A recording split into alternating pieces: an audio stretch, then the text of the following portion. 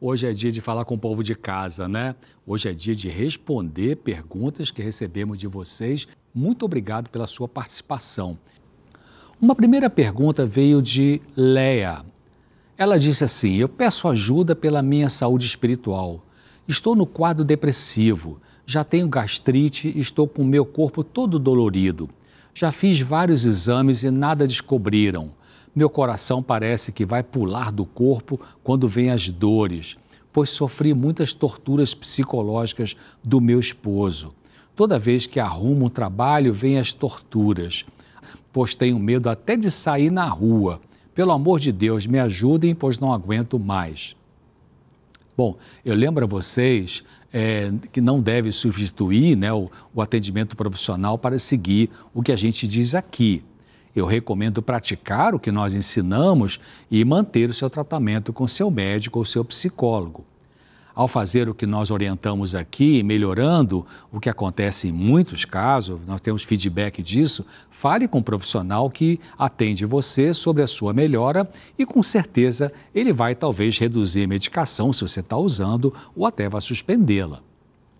Leia, você fala de sintomas que parecem ter relação com abuso sofrido no seu casamento. Não anule a sua vida profissional por causa de maus tratos do seu companheiro. Veja se ele aceita a terapia de casal. Se ele não quiser ir, explique que você não quer mais ficar sofrendo com as torturas dele e procure ajuda para você.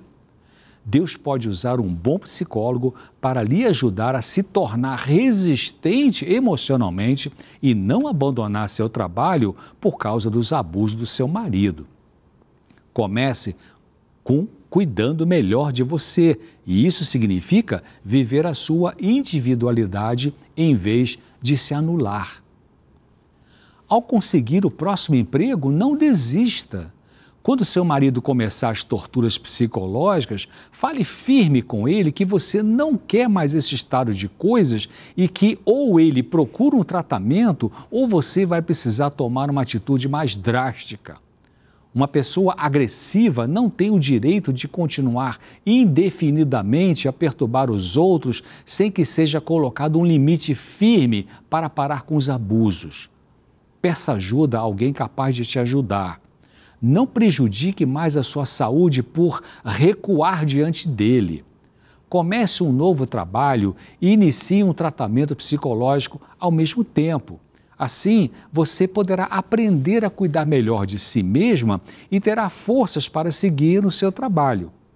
A Bíblia diz uma coisa interessante quando fala assim: pois assim diz o alto e sublime, que vive para sempre e cujo nome é santo, que é Deus, né? Ele diz: habito no lugar alto e santo, mas habito também com o contrito e humilde de espírito, para dar novo ânimo ao espírito do humilde e novo alento ao coração do contrito. Isso está no livro de Isaías, capítulo 57 e versículo 15.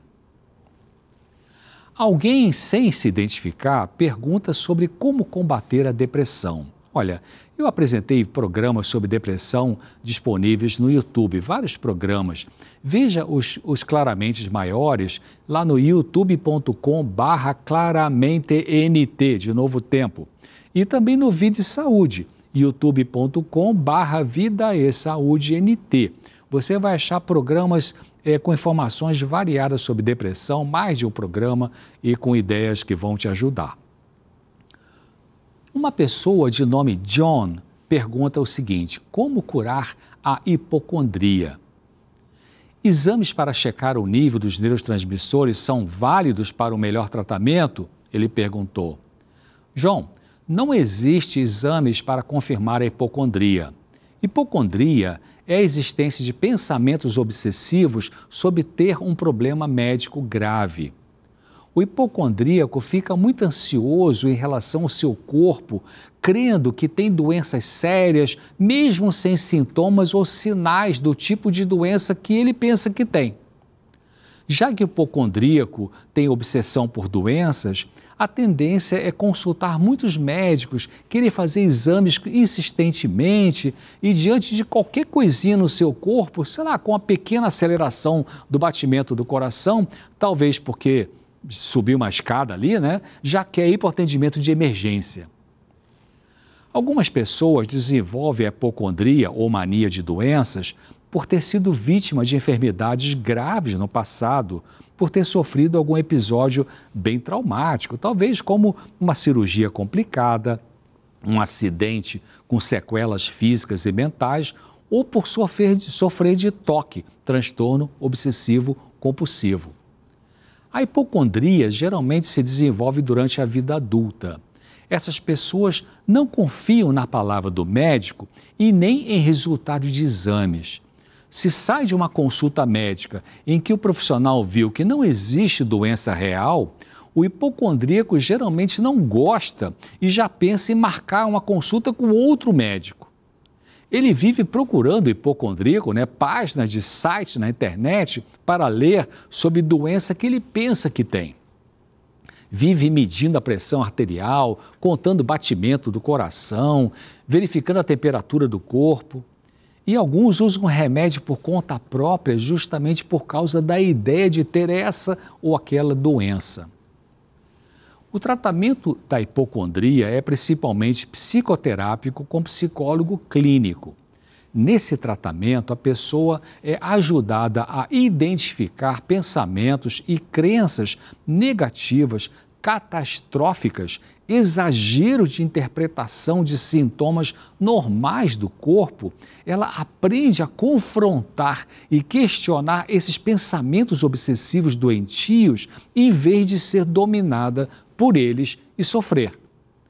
Em casos com muita ansiedade, pode ser usado temporariamente um medicamento para reduzir a angústia até que a pessoa comece a ter bons resultados do atendimento psicológico com a psicoterapia. Uma pessoa que foi minha paciente quando eu fiz um diagnóstico de transtorno bipolar, mas que se mudou para um outro país e não seguiu o tratamento comigo, mandou a sua questão. Naquele novo local de moradia, ele procurou tratamento e disse que os médicos passam muitos remédios fortes e ela não se sente bem. Ela quer saber se o lítio 20 mg ajuda no tratamento da doença bipolar e se a filha dela, adolescente, com sintomas parecidos com os dela, poderia ser também bipolar por causa da genética ou do convívio. Bom, obrigado pelo seu contato. Olha, é o seguinte, o carbonato de lítio está indicado para o tratamento de doença bipolar, especialmente na fase das crises eufóricas. Mas, em geral, se prescreve comprimido de lítio de 300 mg e não de 20 mg. Talvez esse lítio que você compra sem receita não seja o carbonato de lítio, então não funciona para bipolar. Quando a pessoa com doença bipolar inicia o tratamento com carbonato de lítio, o médico pede um exame de sangue chamado litemia, que mostra o nível de lítio no sangue. Isso é importante porque no tratamento com carbonato de lítio, o nível sanguíneo de lítio precisa estar entre 0,7 ou 0,8 até 1,2 miliequivalente por litro. Abaixo de 0,7, o remédio pode não funcionar. E acima de 1,2, ele pode ser tóxico. O fator genético influi nas doenças que podem surgir nos filhos. E se uma propensão, ou seja, se o pai ou a mãe tem transtorno bipolar ou outra doença mental, isso não significa necessariamente que seus filhos terão a mesma enfermidade. Entretanto, a tendência para ter a doença é maior no que comparado com as famílias sem aquela enfermidade. O que favorece o surgimento de doença mental numa pessoa passa pela genética, pela epigenética, que são fatores ambientais que influem no comportamento da pessoa, especialmente na gestação e nos anos iniciais da infância, e também depende do tipo de sensibilidade emocional daquele indivíduo. Depende de traumas vividos, recursos internos que a pessoa pode ter ou não, e também de fatores espirituais, além dos sociais. Bom, eu espero você aqui no próximo Claramente, que está aqui no Vida e Saúde, às segundas, quartas e sextas. Um grande abraço, até lá.